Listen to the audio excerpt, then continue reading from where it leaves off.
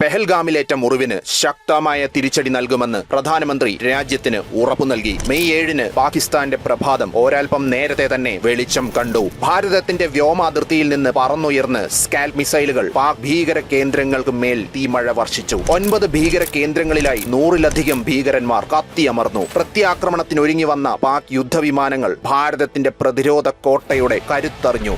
S-400 Akash എന്നിവ കരുത്തറിയിച്ച് നിന്നതോടെ പാകിസ്ഥാൻ പറത്തിവിട്ട 500 ഡ്രോണുകളും നിലം പൊത്തി. പ്രകോപനം തുടർന്ന പാകിസ്ഥാനെ ഇന്ത്യ തിരഞ്ഞു പിടിച്ച് ആക്രമിച്ചു. 90 മിനിറ്റുകൾക്കകം പാകിസ്ഥാന്റെ മർമ്മപ്രധാനമായ 11 വ്യോമത്താവളങ്ങൾ നമ്മൾ തകർത്തു. തീവ്രവാദികളും പാക് ആർമി അംഗങ്ങളും ഉൾപ്പെടെ 200-ലധികം പേർ കൊല്ലപ്പെട്ടു. ആക്രമണങ്ങളിൽ തകർന്നുപോയ പാകിസ്ഥാന് പിടിച്ചു നിൽക്കാനായില്ല. വ്യാജ വാർത്ത പരത്തി പിടിച്ചു നിൽക്കുവാൻ നോക്കിയെങ്കിലും യഥാർത്ഥ നഷ്ടക്കണക്ക് പുറത്തു വന്നതോടുകൂടി പാകിസ്ഥാൻ വീണ്ടും പ്രതിരോധത്തിലായി. കനത്ത നാശത്തിന് മുൻപേ കീഴടങ്ങുക എന്ന ഒറ്റ വഴിയെ പാകിസ്ഥാന് മുമ്പിൽ ഉണ്ടായിരുന്നുള്ളൂ. ഒടുവിൽ വെടിനിർത്തൽ യാചനയുമായി ഇന്ത്യൻ സൈന്യത്തിന് മുൻപിൽ പാകിസ്ഥാൻ സാഷ്ടാംഗം വീണപേക്ഷിച്ചു. പാകിസ്ഥാൻ ഇനിയും ഭീകരവാദികളുമായി ചേർന്ന് അതിസാഹസങ്ങൾക്ക് മുതിർന്നാൽ ഇപ്പോൾ കാണിച്ച ദയ ഇനി ഞങ്ങൾ കാണിക്കില്ലെന്നോർക്കുക. ഇതായിരുന്നു ഓപ്പറേഷൻ സിന്ദൂറും ഭീകരവിരുദ്ധ പോരാട്ടവും തുടരുമെന്ന് വ്യക്തമാക്കിക്കൊണ്ട് വാർത്താ സമ്മേളനത്തിൽ സൈന്യം പ്രഖ്യാപിച്ചത്.